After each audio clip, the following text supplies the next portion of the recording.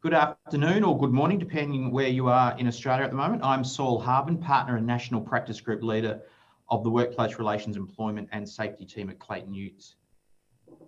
It's my pleasure to be your host today. Welcome to CEDA's Rebuilding Australia's Workforce live stream, where we will discuss Australia's current employment situation, explore those in society that are most at risk in the labour market, and outline what needs to be done by government and the business community to secure our future. Today's event is being live streamed because, like many organisations, CEDA has suspended attendance at public events. However, at this time, significant economic uncertainty, CEDA remains true to its purpose of providing platforms to inform and promote debate of critical issues, and that is why this event is being made available today via a live stream. Over coming months, CEDA will be making a range of events across key issues available in digital formats to ensure CEDA members and the community more broadly can access discussion on the most important issues impacting Australia's economic and social development. As details of those events are confirmed, they'll be made available on the CEDA website, ceda.com.au, and I encourage you to check the website from time to time. CEDA will also be producing regular podcasts and video interviews with leading experts and policymakers to ensure you can remain up to date with quality information on key issues impacting the economy more broadly and in key sectors such as health and resources. These will also be available through the CEDA website. Today, like CEDA's public events, you'll be able to interact with speakers through our Q&A portal, Pigeonhole, which is available via the link below in the video on your screen. The Twitter handle is also open today, which is Twitter at CEDA News, Twitter at CEDA_news, and we will be tweeting from today's event to viewers to join the conversation at #ComingBackBetter. In terms of Pigeonhole, the login is www.ceda.pigeonhole.at, and today's password in all uppercase is workforce. Click the link and you can add your questions for our speakers. To start today's event, I would like to acknowledge that today and every day we are on Aboriginal land. Committed to recognition and reconciliation, we respect elders and support their stated aspirations. I encourage everyone participating in this live stream to consider what we can do to progress opportunity and equity for Indigenous Australians. I thank you for your work already in this regard. I would also like to take this opportunity on behalf of CEDA to acknowledge and thank our sponsors today, Griffith University and SEEK. And now I'd like to extend a warm welcome to those online, as well as our speakers to lead this important discussion today. Our speakers are the Honourable Michaelia, Federal Minister for Employment, Skills, Small and Family Business; Mark Steyn, Managing Director and Chief Executive Officer of Hudson; Robert Hillard, Chief Transformation Officer at Deloitte; and Simon Lusted, the Managing Director for Strategy, Product and AI at SEEK.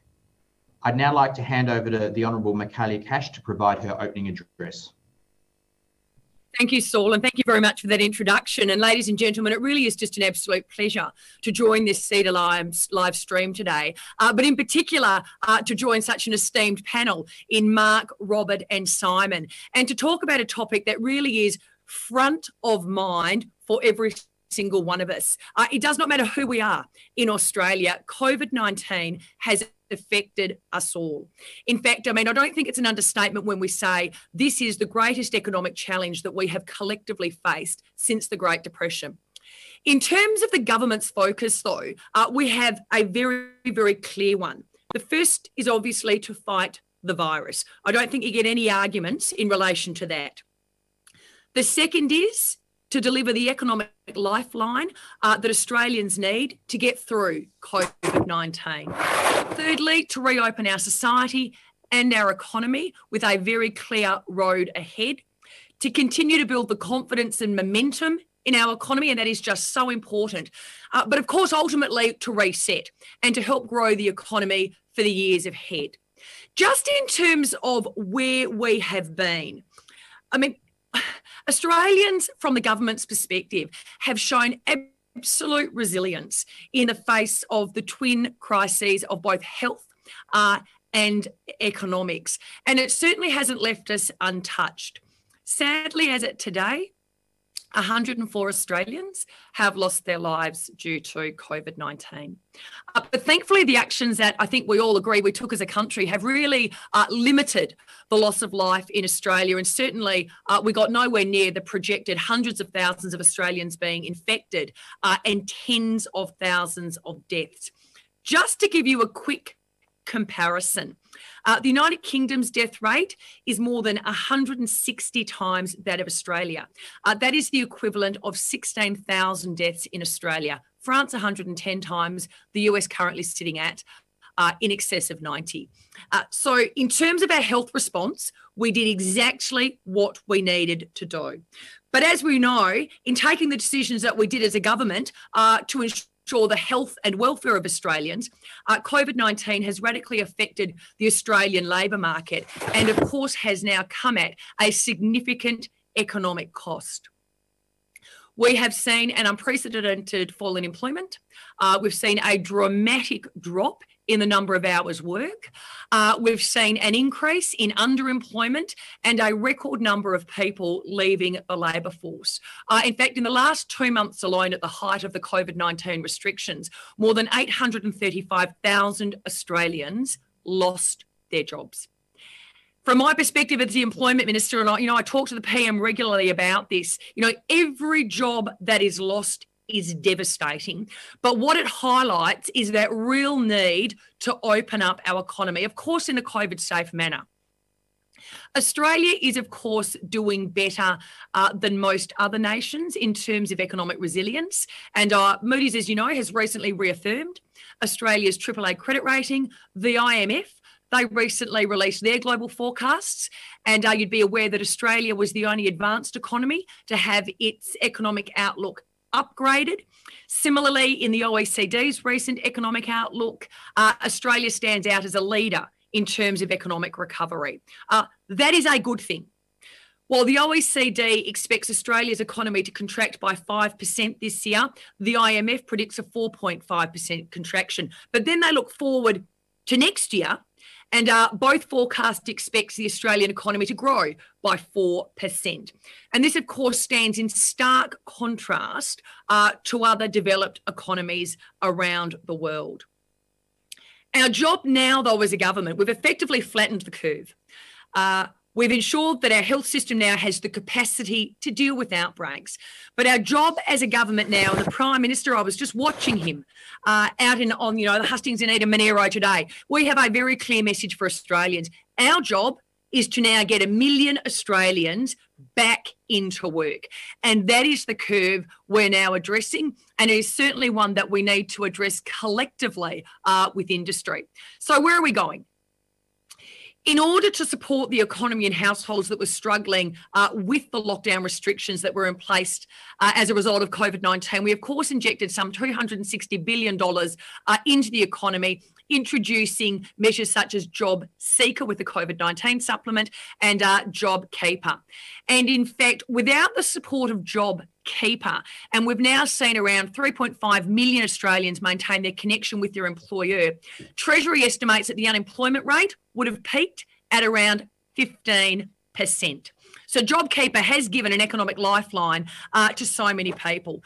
There is still a long way to go, but everything we do as a government is about getting people back into work. In particular, we want Australians that are not working to be able to transition quickly to upskilling and employment opportunities, and employers and industry must be able to easily access the skilled workers they need.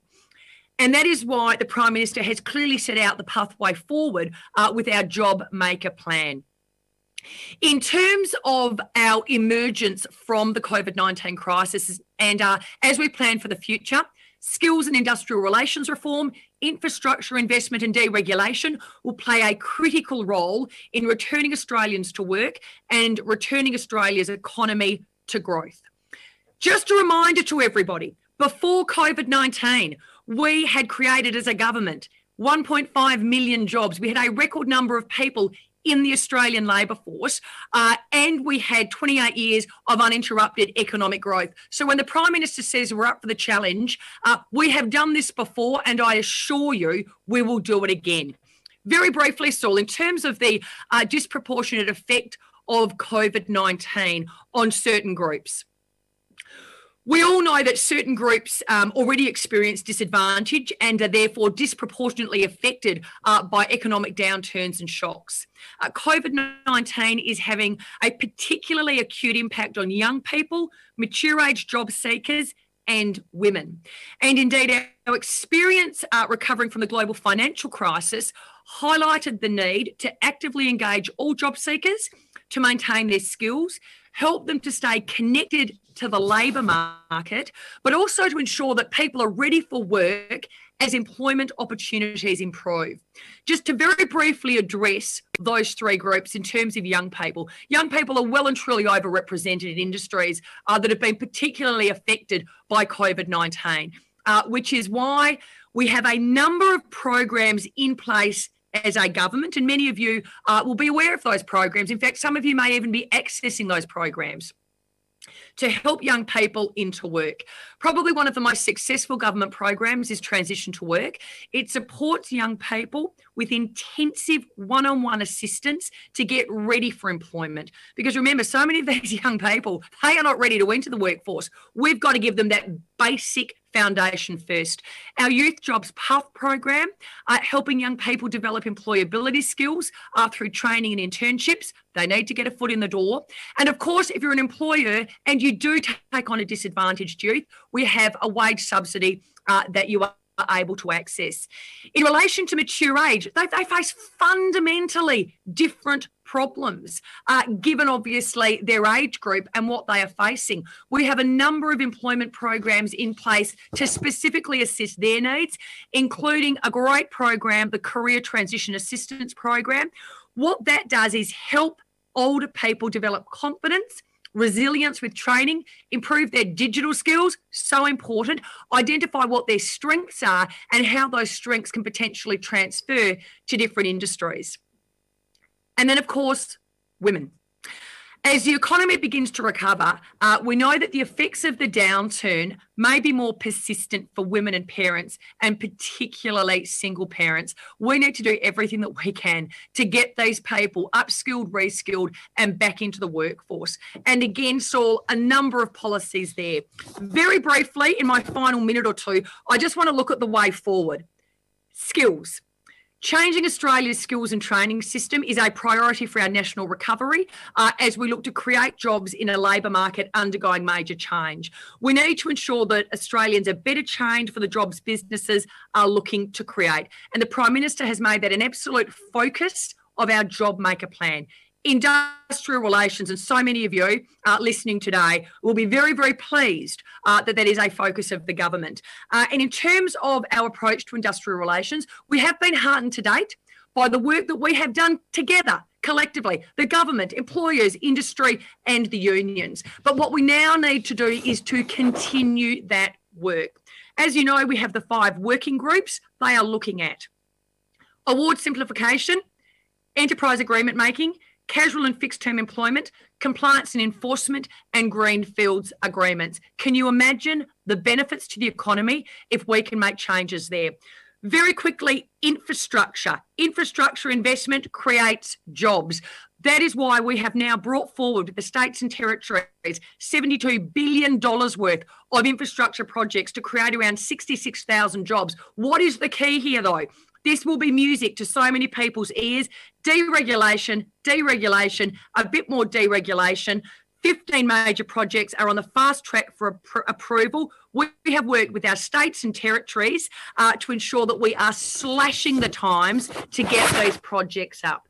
So in conclusion, I think we all know a once in a 100-year event. There is no playbook for how to negotiate this successfully, how to negotiate both a health crisis and an economic crisis of the magnitude of COVID-19. But I think we are well placed as industry, as businesses, as government to confront the challenges and work through them together. And I have to say, and I know the Prime Minister recently addressed CEDA, CEDA has a really important role in driving national debate on items like this of absolutely national significance. And Saul, back to you and back over to our other speakers. Thank you, Michaelia, and thank you for providing such a broad range of topics that we can unpack in our panel session. That was fantastic. A lot of information there and a lot of different things for the audience to think about and comment on. So I look forward to getting into the Q&A in a moment. But now I'd like to move on to our next speaker, Mark Steyn. Mark, as I mentioned earlier, is the Managing Director and CEO of Hudson. Mark, I'll pass over to you now to make some comments. Great, thank you, Saul, and thank you, CEDA, for this opportunity. Thanks to my fellow panelists, and thanks to all of you who dialed in on a topic that's really near and dear to our hearts at Hudson, because part of our purpose is actually helping individuals realise their career potential. Now, it's always tempting to compare the two most recent global crises, the current one generated by the coronavirus or COVID-19, and the global financial crisis or the GFC. And whilst there are many similarities between these two crises, this crisis differs from the GFC in three really important areas that we feel will impact on Australia's workforce. Firstly, through COVID-19, we were feeling the combined effects of shock to both supply, the disruption to supply chains, and demand. By contrast, the GFC was primarily a demand shock, where households and industry pulled back on consumption and the economy suffered as a result. Why is that important in relation to the workforce? We think that the COVID-19 impacts we are seeing will cause structural shifts in workforces around the world that we did not see post the GFC. Secondly, we are absorbing the shock from a less than robust base because countries and households are still recovering from the GFC. Think persistent underemployment, job insecurity, rising wealth inequality, and stagnant household consumption since the GFC. Thirdly, the social, the psychological, and ultimately the human cost of this pandemic will leave very different scars to that of the GFC, impacting both employers and employees' views on not only returning to work, but how jobs are done in the future. That said, COVID-19 has already radically impacted Australia's labour market. As spelled out by the Minister and the latest National Skills Commission report by the federal government, we have seen an unprecedented fall in employment, dramatic drop in working hours, a significant increase in underemployment, a record number of people leaving the labour force, and job vacancies falling to their lowest levels since 2005. And sadly, those most vulnerable, young people, women, and the aged, have been disproportionately impacted. Sadly, it's not a new phenomenon, and if I focus on the female sector there, with the number of underemployed women increasing significantly between the GFC and the period before coronavirus. There is now a real risk that this could explode in the wake of this pandemic. And in fact, we have started to see it in our own business in Australia, with our support or pink collar recruitment business declining 50% more than our professional or white collar recruitment business over the past 3 months. On a more macro level, the effects of the lockdown and rolling lockdowns, as we are currently experiencing in Victoria, will continue to reverberate across every home and business for months and years to come. As always happens in a crisis, organisations are being compelled to challenge their current paradigms, rethink their business models, and as a result, the skills and the talent they will need to survive and then thrive. And finally, how best do they acquire the talent they need for the future? Governments and businesses have an important role to play in partnering to understand the structural shifts that will occur and the reskilling and retraining needed to get people into jobs. This, however, takes time. In the interim, the government is rightly investing in back-to-work programs focused around job creation, reskilling, and job discovery and matching. In effect, helping create demand and reskilling the supply side. My question and challenge is, to all of us, what are we doing to help the impacted individuals through this upheaval? What are we doing to help job seekers navigate these unplanned career transitions and accelerate their re-employment? Getting people back to work at speed is essential for economic recovery and to avoid creating more longer-term structural unemployment.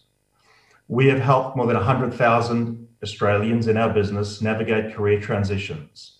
And we know that many start with low confidence and lack of identity and dignity.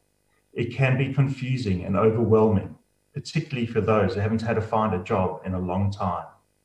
The average job seeker must apply for 20 jobs to find one. It is hard to keep motivated through this process. What we also know is what they need, and that is flexible support based on their individual needs. It's consideration of their interests, their capabilities, their personality and motivation, not just their skills and experience. We need to stop looking for someone who's done the job previously and start thinking about who has the potential to do this role. The how for these individuals is also as important as the what. It's a hugely emotional journey. We've also got to help them focus on one-jump shifts in industry or one-jump shifts in their specialization or skill set. And we've got to make sure we are great advocates for candidates who are taking non-traditional pathways. And I reflect on a story when we were helping Victoria and the Victorian government navigate those who'd been impacted by the closure of the car industry in Australia, or the withdrawal, I should say. And I hear a story that I'd like to share with you about someone who'd spent 20 years of their life working in plastic molding in the car industry. They'd never applied for a job, and they're sitting there thinking about, the car industry shut, I have no future, what am I going to do? And through that conversation and coaching and support, they realized that all the skills they picked up, focused on working with hot materials, being punctual in a very timely manner, were perfect for them to become a baker. And that ability to rethink and challenge ourselves is going to be crucially important. So let's do that. Let's challenge our existing paradigms. Let's find new ways to support those impacted, especially those most vulnerable, on their transition back to employment. Thank you. Thank you, Mark. It was fascinating to hear the insights of someone who's at the coalface in terms of the labour market. And I think your anecdote at the end, illustrated perfectly the need to look for people looking for work to look at, what their options are, and to have someone like yourself and to guide them through that process will play a critically important role. So thank you for that. Our next speaker is Robert Hillard, the Chief Transformation Officer at Deloitte. I'd now like to hand over to Robert to express some views. Thanks, Sol. And Minister, thank you very much for your comments up front. I particularly commend the focus that all of our governments have had on focusing first on the health crisis and pivoting to the economic crisis that we have. I also like very much the triple focus of an audacious goal of 1 million jobs, of recognising that it's infrastructure that will that has the ability to create the most jobs the quickest, but also recognising the groups that have been most disadvantaged. In addition to the three that you mentioned, youth, mature age, and women, I'd also add regional centres into the group of significant impact. And that leads to what might be perhaps a little bit of a conflict in the way that we think about jobs and infrastructure. If we've lost a large amount of customer service jobs, jobs of the caring jobs, jobs that have been particularly weighted towards those disadvantaged groups, we've got to be careful that the infrastructure we create doesn't create jobs for a different group, that doesn't pick up those. If we're talking about physical infrastructure, we can often have a disproportionate creation of jobs for male workers and leave behind a lot of the female workers that we particularly need to focus on, and mature age workers. We also have to make sure that we are creating the jobs that are going to create the Australia we want for the future. So in addition to thinking about infrastructure, which is important, we think it's particularly important to think about digital infrastructure, to have the courage for us to take on some of the most complex, challenging, and frankly scary projects that are going to be important for our nation's future. Now, when we talk about digital infrastructure, it's easy to think about the connectivity that we're all depending upon, but that's just the tip of the iceberg. Digital health infrastructure is a good example of closing the last mile of the clinician to the patient and creating a consistent experience. If we think about education, we've just run the biggest experiment in our nation's history in reinventing education through remote learning. Digital education infrastructure would enable us to lock in so many of those learnings and create a consistent education experience, bring the best educators to students to give us the best in-person support that they can have and create a hybrid environment. We know the future of work is not going to look like the work of the past. We've developed digital muscles in the last 3 months that we didn't know we had. And we've got the ability to create that distributed life that so many governments have wanted us to have, to take the pressure off our big cities and enable regional centres to create hubs, collaboration hubs. And that's physical and digital infrastructure that could be created. Now, the challenge with that is, can we create then an environment where those jobs are distributed around the country? We're not just talking about technical jobs. To create digital infrastructure, to enable artificial intelligence, you have to train it. Those are training skills. I absolutely loved Mark's comment about the baking at the end, because so many of the skills people have that they don't know are capable of being applied to digital infrastructure. That's exactly what they do. And through that, what I would ask is, what can we all do to not only create the digital infrastructure that we need and partner with government and between ourselves, but what can we do to encourage the right skills, the major skill that somebody comes in with and the minor skill that they're going to need in this whitewater economy that we're likely to be going into? And then how can we encourage the next generation of entrepreneurs, the entrepreneurs who are going to see the opportunity of this infrastructure that we're creating to create not just the next 1 million jobs, but the 1 million jobs after that? Thanks, Sol.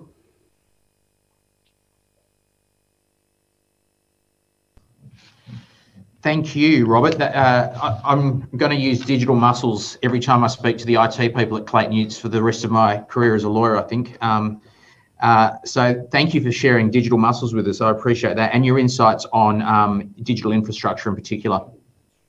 Our fourth speaker this morning, Simon Lusted, is also from SEEG, who is one of our key sponsors today. So I'd like to pass over to Simon to share his comments with us as well. Thanks, Sol. Very happy to be here. As the market leader, the activity on our platform serves as a really useful real-time barometer of what's happening in the labour market. So I thought today it'd be instructive to share with you all how we've seen 2020 evolve. If we could get the slides up.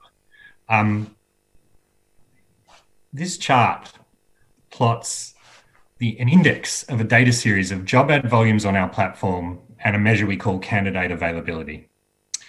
And what you can see here is that it really splits into 4 pretty distinct phases. There's a pre-COVID phase. Awareness is growing of COVID-19, but the full impacts are definitely unclear. There's a pretty dramatic transitioning, a kind of shock of freezing up that took a month to play out. White collar workers had to transition to work from home. In fact, 1 in 3 workers in Australia through this period by our data and survey work were working from home at this period, which is just a profound shift. Many other businesses forced, obviously, to limit operations severely or completely. 2 in 5 workers found themselves in an environment where they were being asked to take on new tasks, not typically part of their role in this period. Also in this period, you'll notice there's a flat candidate availability index relatively, and it takes a little while for workers and hirers to process what's going on and what are the implications of that. It's a real shock like we really haven't seen. And to Mark's point, it's both on the supply and demand side. Most of us haven't seen, unless we're very old. Then we move into the height of the restrictions, and Mark referenced this. Our job ads were down 60 to 70% on pre-COVID levels, which was as low as we saw in any market, anywhere in our region, anywhere in the world. But that is partly a function of the decisive health response. And then there's a post period, May, June, where governments have been around the country starting to cautiously ease restrictions. And you'll notice candidate availability having spiked at the height of uncertainty in April starts to come back down. Now it's still structurally higher, but our data suggests there is a lot more optimism in the labour force. The workers are far less scared. They remain very cautious and concerned. There's a bit more optimism, and loneliness is actually starting to transfer at an emotional need into a kind of boredom. And we're starting to see some of our candidates express a level of boredom, which is, I think, speaks to both the real kind of economic costs. There's a health cost, and there's also kind of an emotional well-being that Mark talked to around labour that is really important to us as a nation. Now, if we slip to the next slide, that was sort of the national level.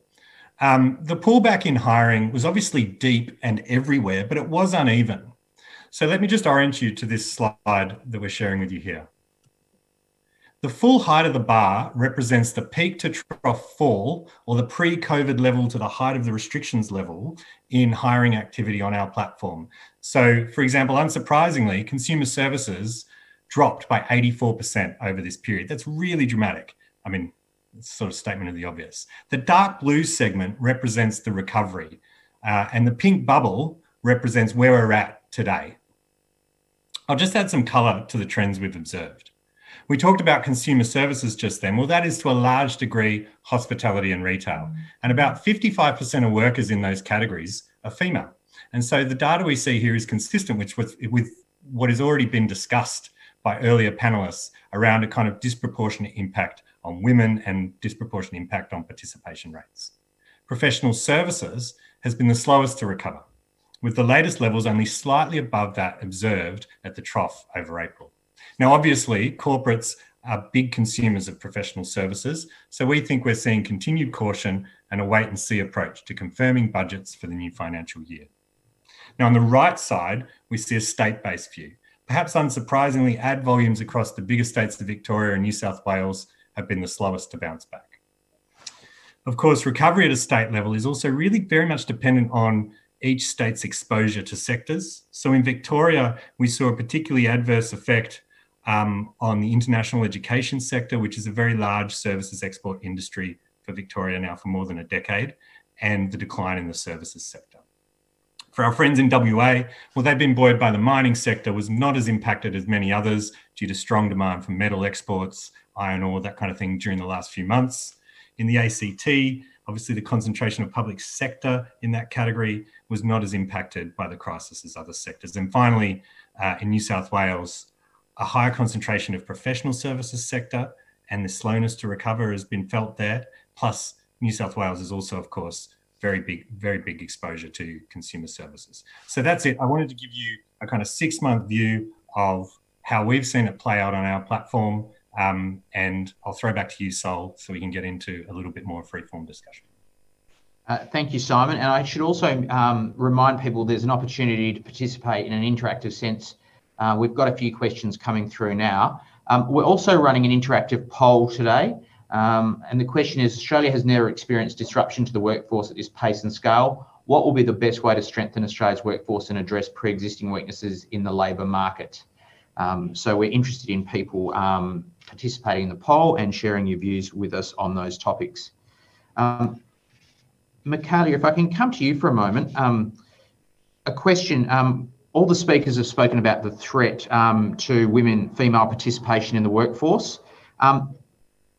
Can we view this threat as also an opportunity as we get women back into the workforce to also use it as an opportunity to deal with gender pay gap issues? Absolutely, Saul. Can I also just very briefly comment on something all speakers raised, and that was a skills match tool. Couldn't agree more. We actually have a fantastic skills match tool on the Job Outlook website, and it does exactly what the speakers raised. You put in your job history, your skill set, it brings you up all of the other industries, tells you where the jobs are, what they would pay, but also what you actually then need to go and do to fill the skills gap. So I really endorse those comments. In relation to women, I think in particular, we need to obviously get the economy reopened, but it also does give us that opportunity now to really refocus on, given the technological investment that so many businesses have made in setting up their employees at home. Can you now get that shift to more men working at home, freeing up some space in the labour market for women? And even just some of those comments in relation to sort of the regions and regional Australia. Does this technological investment now actually also open up opportunities for less people to have to work 5-6 days a week in the city? I mean, you know, look at the traffic in New South Wales and Victoria now. I can't imagine having to battle that every single day. So I think COVID-19 has brought forward for us A huge investment in technology. I couldn't agree more in relation to the comments of ensuring that we all have digital literacy, etc. But I think that huge investment in technology and that ability now to refocus how we do things really does offer up some great opportunities for women. But the key is we know that they're there. We've wanted to achieve them for so long. What do we now do? And in particular, what do employers do to literally say to men, to their male workforce, it's okay. You don't have to come in. Did you enjoy staying at home with the kids? Would you like to work 4 days a week, 9 days a fortnight? It is now ensuring that the benefits that we've seen because we had to are now translated into real life action. Thank you. And I think the experience for a lot of people that the technology does actually work and it does facilitate the ability to work from home has been a game changer and a shift in the mindset. Yep. You actually can do it. Absolutely. How many of us thought you could never ever, I could never stay at home, and I personally can't. I do have to come into the office. I'm one of those people. But how many men have spoken to me and said, never in my wildest dreams, it was the best thing I've ever done. And it might not have been the fact that you're at home with the children or something, but the number of people that said to me, I had no idea how much time I wasted every day battling to get in and out of the office. What a luxury. I became more productive. And it'd be interesting to hear from some of the speakers in terms of the data each of you are collecting to show where that increase in productivity has occurred as a result of people being at home. We've got some data as a government, in particular in relation to call centres. We can actually map that productivity, but it'd be interesting to know if his bodies of work are being done to actually maximise the benefits of staying at home, but increasing productivity. Well, that might be a nice segue to Robert. Robert, you spoke about digital infrastructure and, is that more than just access to the internet? What's a deep dive on digital infrastructure? Because it seems like a fascinating topic in light of the comments we just heard. Absolutely. And Michaelia, to the point, this time last year, we did a survey, did a whole lot of research. On an average given day, 1 in 20 Australians was working from home this time last year. That was after 20 years of pushing to use remote working. And suddenly we've just plonked everybody home. It's not going to go back to how it was, but from an infrastructure modelling perspective, just imagine if we could take 20 or 30% of that daily commute out. From a lifestyle perspective, if we could distribute people another, even just 20 kilometres out from the CBD, and the ability and what that gives us from from perspective of where we live. In terms of what digital infrastructure actually brings us, government digital infrastructure was what enabled us to roll out JobKeeper, JobSeeker as quickly as we did. That's an investment in technology. And we know that it could be so much more than that. You're there in government when you can make any policy without a constraint of a technology. That's when you get there. And that requires a big investment, but it's also scary because we know that technology can go wrong. If you invest $1 billion in roads and bridges, you'll get a road and a bridge at the end of it. It may cost you more, but you'll get it. Technology, if you get it wrong, it could go really wrong. But all the most important infrastructure in our nation's history has been risky. Snowy Mountains is a good example of that. So cyber, health, payment infrastructure, education, those are sort of, yes, a key, but advanced manufacturing for supply chain and entrepreneurship, those are where we really should put doubling down. Thanks, Robert. Some of the questions coming through, there's a real theme around young people and work opportunities and industries. I might turn to Mark and Simon. Mark and Simon, can you share some views or insights into advice for young people that are looking to enter the workforce or re-enter the workforce? Are there particular industries or sectors that you're seeing, greater uptake in terms of the process to recruit for those sectors? Mark, would you like to? Yeah, sure. Thanks, Sol, and thanks, Simon. So two things. Let me first focus on something that a few of us have touched on earlier, and I think what's really important, not only for young people, but for all people who are facing structural shifts and looking what to do with their careers. is, how do you figure out what your competencies are and what your motivation is, and then leverage those to find the role. None of us arrived in our current positions because we had the skills to do it. We had to figure out how we leverage something we'd learned elsewhere. So I think, it's very common that people get caught up in this, I really want to become X or I want to do Y. And sometimes the world changes as it has. And our ability to help those individuals challenge their paradigms and challenge their thinking to say, you know what, I know you've always done that or been thinking about entering into that role or that sector. You actually have a set of skills that is aligned to your developing career in another sector that might be growing. And obviously, as all of you have touched on, one of the great growth areas we are seeing right now, and a doubling down of it, and we'll see more of it, is in anything to do with technology, advanced manufacturing, clean energy. So there's a lot of emerging sectors, and they sound scary and they sound new. But what I would say is there are a lot of skills that people have that are transferable, and they have a foundation that they can build on. And our role as employers and recruiters is to help those people figure out how they can navigate that and help them take them on the journey, and then be huge advocates for them with potential employers and say, you know what, you should be looking at this individual because what they bring is not the perfect fit, but it's something you can absolutely build on. Yeah, and I just second that. I'd just add that, just re-emphasize that idea of not being too fixed on a path. The labour, even before COVID, careers becoming increasingly fluid, and young people, I think it is getting harder, particularly at times right now, to get into the labour market. But our data suggests, it's much easier to move once you're in. And so you do, the first step is get into the labour market. Think about your education and skills development as a journey, not a hurdle that you need to get over. Get in, stay flexible, stay open. And it's not easy. I understand it's particularly hard now, but in terms of a multi-decade plan, that will serve you well. Can I jump in there as well, Saul? Sorry, it's going to be a bit of a free-for-all. Sorry, Saul. Absolutely. But this is not, because it's amazing. We're all sort of agree each other and then sort of enhancing the next answer. But this is where vocational education is now just so important, and the investment by the government in literally transforming Australia's vocational education and training system. I mean, what gives you that ability to be work ready from day one? Vocational education.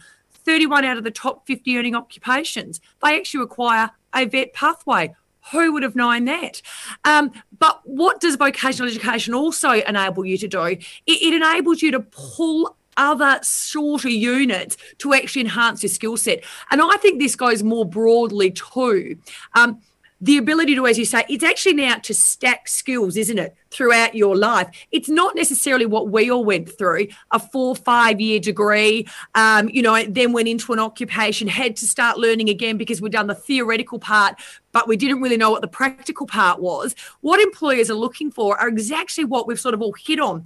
It's what skills do you have and how quickly can I get you to upskill with that next skill set and continue to build on literally throughout now our entire lives. As we need them, we take skills and we upskill. And that's, I think, where you're going to see the education and training system going.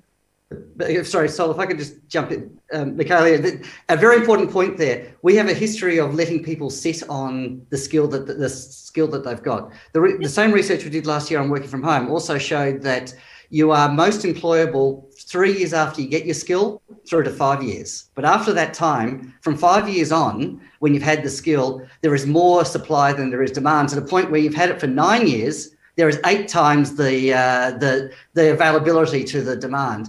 And we have this habit that when someone's good at their job, we leave them in it and they get to that magic 5 years. So we have, government and us in business, we have to do more to keep people, so what's your next skill and how are you developing that, even if you don't want to? And this crisis has just pushed that's necessary. What are we doing with industry to ensure that we have the necessary qualifications for you that you can then have the employee go and do and deliver? So it is that combined approach. I think the good news is that when we've been surveying our candidates and the demand from candidates is there. So 51% of candidates from the hospitality, retail, education and sports sector all state an intention to upskill in the next 6 months. 36% of them want to reskill in a different area. The question is, how do we make this a kind of ongoing cultural process rather than one just in response to crisis? Because that's what we're going to need for a healthy labour force in the decades ahead. Thank you, Simon. Another question. Michaelia, you and I both were in Perth through the mining construction boom, which led to a situation where we ended up with what the Treasurer at the time, I think, called a two-speed economy in Australia. In terms of the COVID-19 recovery, we're seeing we've got the National Cabinet and we've got state premiers leading the health response in collaboration with the Chief Medical Officer, which I think is delivering really good results for states as each of them are able to adapt to their own unique circumstances. But as some states come out of different stages or enter into different stages of the COVID-19 recovery, has the government turned its mind to how that their response may need to be nuanced to economies that are accelerating at greater speeds than other state-based economies? It's a really interesting question, Saul. And from the federal government's perspective, and this is why we continue to say this, all states and territories must open up their borders, because otherwise what you will see is exactly that. Certain areas of our economy, whilst they may want to won't be able to, whilst then you'll have others, and that can potentially create those distortions. So in the first instance, from the federal government's perspective, we are just looking at how we get people through this next phase.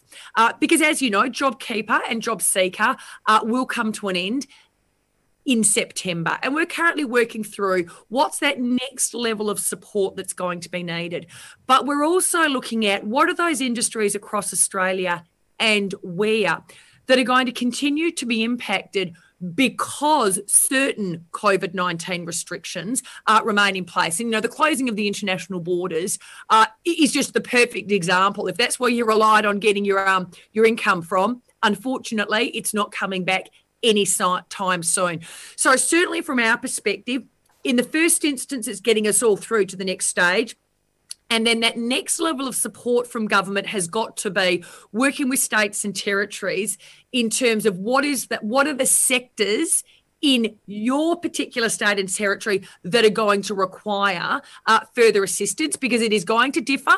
I mean, you know, you go to the Gold Coast in Queensland, it's fundamentally different to other parts of the world, obviously. What's happening in Tasmania, fundamentally different. But it is also why, though, and you will have heard us say it, and you know, Saul and I, you and I are Western Australians. We're pretty parochial, as we were saying before we went live. But we went for a suppression strategy in Australia, not an eradication strategy. We've been very, very successful on the suppression strategy, to the point where I think some people believe we've gone for an eradication strategy. All we needed to do was ensure that our health system had the capacity to deal with outbreaks. We are there. You look at what the Victorian government is now doing, dealing with outbreaks. And that is why in the first instance, so you don't necessarily get those distortions that you are referring to, we do need to test our limits. We do need to open our borders. We do need to allow that interstate and territory travel to ensure that you don't get the different levels of economic recovery that you're referring to. Thank you. We've got a few minutes left, so I think what we might do is just sweep around the speakers. I might start with Mark. Any final or closing observations, Mark, that you want to share? Oh, you've done a great job, and I think covering the panelists have done a great job in covering. But I do like Michaelia's view, and I really agree with it about opening up the borders. And what it also then does is enables organisations to rethink their workforce and where the people are. And I think a big part of that is not just going to be working from home, but actually looking for opportunities to shift work or create work in regional areas with stable employment.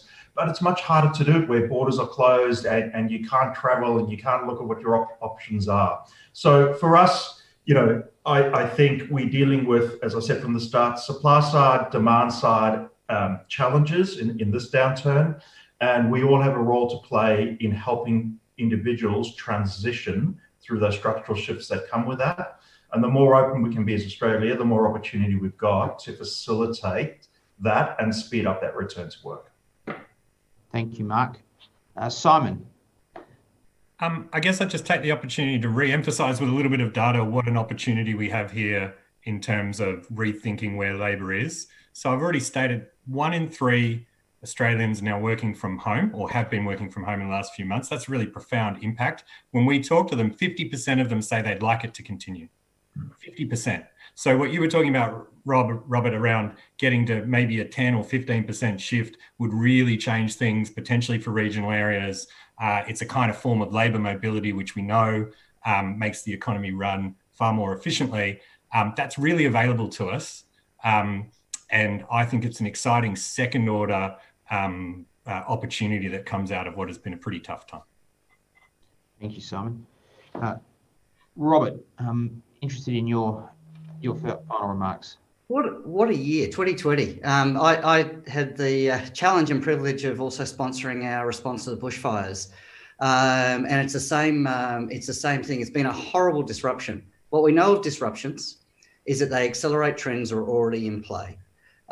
We have to have the courage to try and build for a future, not that is almost as good as what we have lost and the jobs that we have lost, but one that is dramatically better. And that's for the bushfires, that's for the regional centres, and that's for all of us for the future of work. I think we should take this opportunity to challenge every presumption that we have about skills, how we get skills, when we get them, move away from 5 years up front to lifelong, understand why we have inequalities in our society. And then perhaps we should be aiming, rather than just thinking about, going back to then the prior challenges we're dealing with, and think about for the future, what would a sustainable economy, society and environment look like if we put all 3 of those together at the society we want to build and the skills that we need to achieve that. Thank you, Robert. Michaelia, any final comments or observations from the government? And I note you did mention that JobKeeper and JobSeeker will be coming to an end in September. And I from the clients that I advise, that is something that is of concern. And I think each of the speakers today have shared some thoughts and insights on, that needs to be start of the planning for a lot of businesses, that when those payments come to an end, they need to be ready to meet the challenges of operating in a different environment. So it is something that's occupying the thoughts of a lot of my clients, and I think a lot of business generally, is what will happen when we lose the benefit of, in particular, the JobKeeper wage subsidy. So it's exactly the policy work that we're doing at the moment. We'd always said the measures were temporary. They needed to be, for obvious reasons. They're costing us all a lot of money every single day, but they've done what they needed to do. 3.5 million Australians have remained connected with their employer. That is a good thing. The Treasurer, as you know, will update us on the 23rd of July with his economic update. And at that point in time, we will give people plenty of time to plan for what the next level of support is going to be. There are some businesses now, and good on these businesses, who are doing well. They no longer require JobKeeper. And that's really what we're looking at the moment. But I'm sure, believe me, the next level of support will be there. It's just what it is that we're actually looking at. Can I just say, outstanding to be on a panel with you all today. And, the whole point of today's panel was to look at this situation and how government and industry could work together. And I think every single thing that we all said really does highlight how we all understand what the issues are. But not only that, there is a role for each one of us to play. Robert, I think your comments at the end, I almost just have to say I'll adopt them. And I will, but then I'm going to add a few more of my own because I'm a politician. I'm a big believer, and I've done a lot of work with each of your organisations. I mean, the government works with each of you, as you know, and we work incredibly well together in my space, in employment. So I just wanted to acknowledge that up front, the great work that you all do. But from the government's perspective, we don't create jobs. You do. You will have heard me say that a million times. I always say any minister that stands up and says, the government has just created X jobs is actually saying they've increased the size of their public service. Employers create jobs. Industry creates jobs.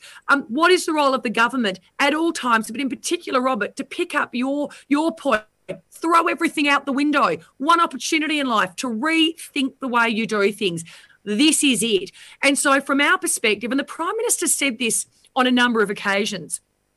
The policies that sustained us before the bushfires, before COVID, they're not going to be the policies that sustain us going forward. We have this luxury, and the luxury is the opportunity to rethink. And that's certainly, so from the government's perspective, our role is to put in place the policy framework that you all require so you can do your jobs, prosper, grow, create more jobs for Australians. And in particular, our focus is on that structural change to skills, completely reforming the way we do skills in Australia. The National Skills Commission, what a great first report that was, honestly. And, you know, Adam Boyton, whom you all know well, is doing some really great work. Industrial relations reform. How many times have all of us spoken about, if we just change this one thing in the IR space, can you imagine what it would unleash? Deregulation, the only reason we can bring forward the $72 billion is because we've worked at that national cabinet level with the states and territories and said, what do you need us to do? This is what we need you to do. It's in the best interest of Australia and Australians. Let's do it. So I think working together, and please continue to put pressure on us as a government to work with our states and territories cooperatively, because the more we can put in place for you from that policy framework that allows you to prosper and grow, ultimately the issue we talked about today, the creation of jobs for Australians, getting that workforce back to where we need them to be, will be our end goal. Thank you, Michaelia. And thank you to all our speakers today. I had a one strict instruction from CEDA, that was to finish this inside an hour, and we've achieved that. So I feel like that's a little victory there. But on behalf of all the online participants and on behalf of CEDA, I wanted to thank each of our speakers today. I found it a really engaging and interesting and insightful discussion, and I hope the audience did as well. I also would like to take this opportunity to once again thank our live stream sponsors, Griffith Business School and SEEK. For those interested in the results of the poll, I can let you know that addressing under long-term youth unemployment was the highest voted response at 44%. Creating greater demand in the economy was 30%, supporting training and traineeships 22%, and 4% of the audience advocated for extending initiatives such as JobKeeper.